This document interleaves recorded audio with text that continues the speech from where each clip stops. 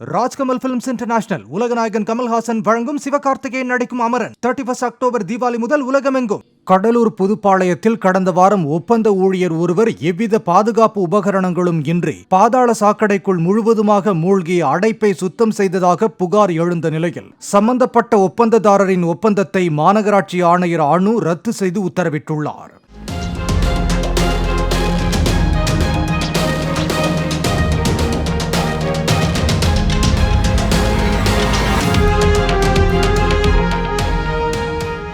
பாதாள சாக்கடையை சுத்தம் செய்ய தேவையான இயந்திரங்கள் மாநகராட்சி வசம் உள்ளதாக கூறப்படும் நிலையில் அதில் தொடர்புடைய அதிகாரிகள் மீது விசாரணை நடைபெற்று வருகிறது.